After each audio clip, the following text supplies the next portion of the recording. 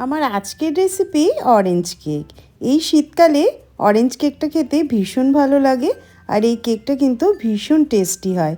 তাহলে চলো ঝটপট অরেঞ্জ কেক বানানো শুরু করি।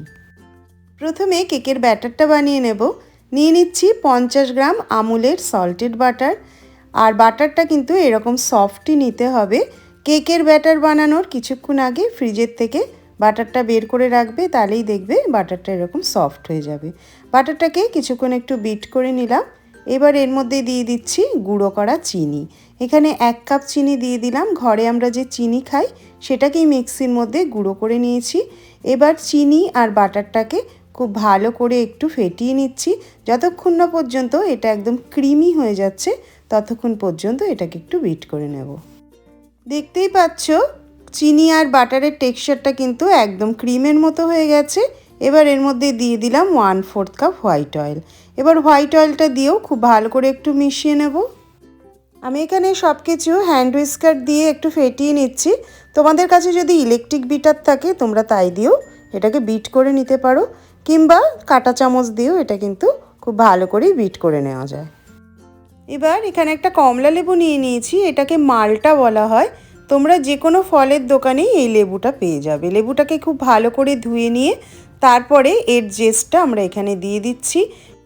অতিরিক্ত ঘষে ঘষে দেওয়ার কোনো দরকার নেই, তাহলে তেতো হয়ে যেতে পারে। লেবুটাকে ভালো করে ঘুরিয়ে ঘুরিয়ে যতটুকু জেস্ট বেরোচ্ছে অল্প করে জেস্ট দিয়ে দিলেই হবে। এইবার লেবুটাকে হাফ করে কেটে নিচ্ছি। এই অর্ধেক লেবুর রস আমরা ব্যাটারের মধ্যে দেব। এবার লেবুর রসটাকে করে নিচ্ছি। একটা ছাঁকনি রেখে দিলাম, তার ওপর থেকে রসটাকে একটু ছেঁকে নিচ্ছি। যদি কোনো বীজ থাকে তাহলে ছাঁকনির মধ্যেই সেটা থেকে যাবে। এবার লেবুর জুসটা দিয়ে দিলাম ব্যাটারের মধ্যে। আবারও সব কিছুকে খুব ভালো করে মিশিয়ে নিচ্ছি। এখানে আমি অন্য কোনো ফ্লেভারের ইউজ করছি না, যেহেতু অরেঞ্জ কেক। অরেঞ্জ জেস্ট আর অরেঞ্জ জুসটার জন্য কিন্তু এর মধ্যে খুব সুন্দর একটা অরেঞ্জের ফ্লেভার চলে আসবে। সব কিছুকে খুব ভালো করে মিশিয়ে নেওয়া হয়ে গেছে। এইবার ড্রাই ইনগ্রেডিয়েন্টস দিয়ে দিচ্ছি। 1.5 কাপ পরিমাণ ময়দা, 1.5 চামচ বেকিং পাউডার, 1/4 চামচ বেকিং সোডা। সব কিছুকে খুব ভালো করে একটু মিশিয়ে নিয়ে চেলে নেব।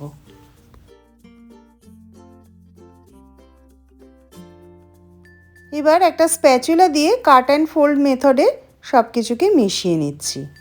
খুব ভালো করে দেখে মেশাতে হবে যেন এর মধ্যে কোনো রকম লাম্প না থেকে যায়। সব কিছুকে খুব ভালো করে মিশিয়ে নেওয়া হয়ে গেছে। এবার এর মধ্যে দিয়ে দেব কনডেন্স মিল্ক। এখানে আমি 2 টেবিল চামচ পরিমাণ কনডেন্স মিল্ক ব্যবহার করছি।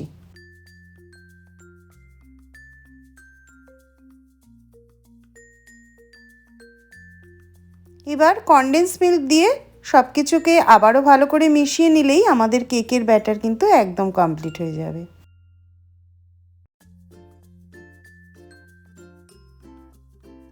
নিয়ে নিয়েছি একটা কেক টিন মোল্ড, দিয়ে দিলাম কিছুটা হোয়াইট অয়েল। এবার ভালো করে চারধার থেকে ব্রাশ করে দেবো তেলটাকে।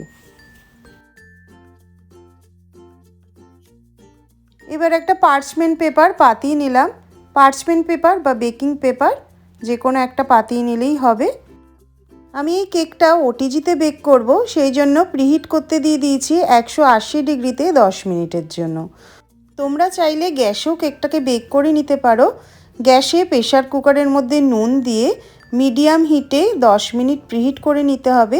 তারপরে গ্যাসের ফ্লেমটাকে একদম কমিয়ে দিয়ে 35 থেকে 40 মিনিটের জন্য বেক করে নিতে হবে, এবং গ্যাসকেট এবং সিটিটা কিন্তু খুলে নিতে হবে প্রেসার কুকারের।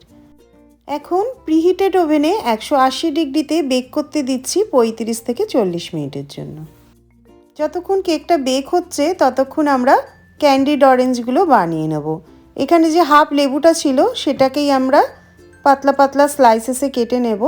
দেখতেই পাচ্ছ ঠিক এরকম পাতলা পাতলা স্লাইসেসে কাটতে হবে। এই ক্যান্ডিড অরেঞ্জটা মেনলি কেকের গার্নিশিংয়ের জন্যই ব্যবহার করব, আর তাছাড়াও এটা দিয়ে অরেঞ্জ কেকটা খেতেও কিন্তু ভীষণ ভালো লাগে।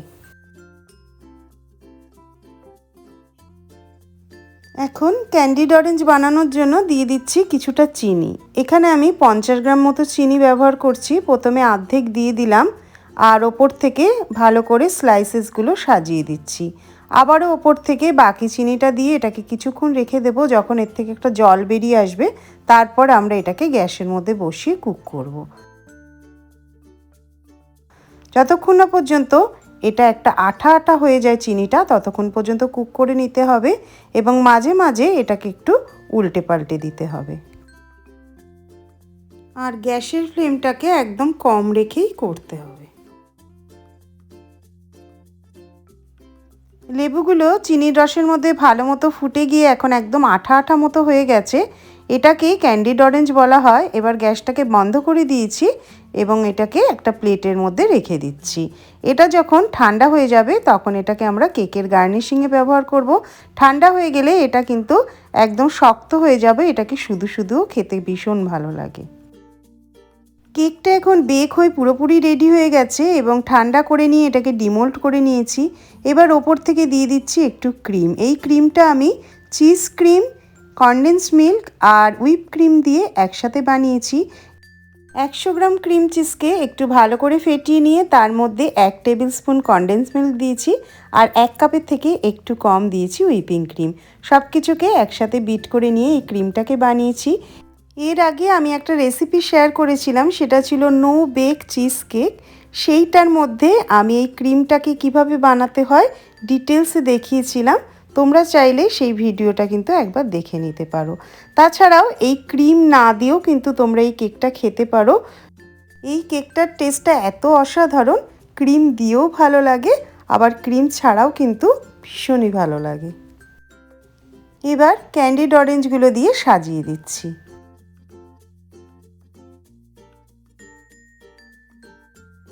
সাজানোর পর কেকের লুকটাও কিন্তু এখন পুরোপুরি চেঞ্জ হয়ে গেছে, ভীষণই সুন্দর দেখাচ্ছে। এবার তোমাদের আমি একটু কেটেও দেখিয়ে দেবো যে কেকটা কতটা সফট হয়েছে।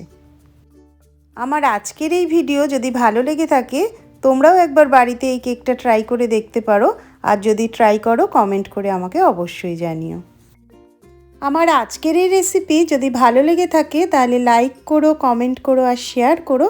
আর যারা আমার এই চ্যানেলটাকে আজকে নতুন দেখছো তাদের কাছে অনুরোধ রইল সাবস্ক্রাইব করার জন্য। সবাই অনেক ভালো থেকো, সুস্থ থেকো। খুব শিগগিরই চলে আসবো নতুন একটা রেসিপি নিয়ে।